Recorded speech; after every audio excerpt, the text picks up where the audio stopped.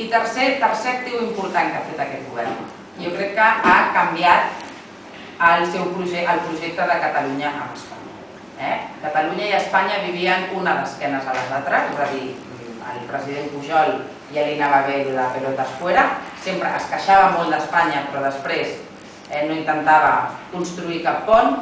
i els de Madrid, amb perdó, jo sé que a vegades també governàvem els socialistes allà, però també ja ens anava bé tenir a la dreta nacionalista aquí a Catalunya i cada un es tirava les culpes a l'altre. Jo crec que amb els governs socialistes a Catalunya i a Espanya ha canviat una relació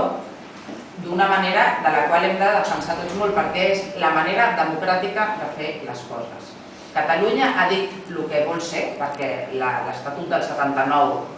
ja estava acabant el seu recorregut, necessitàvem canviar les regles del joc perquè tenim un govern amb més competències, perquè han passat 25 anys des que es va pactar la transició i què hem fet? Hem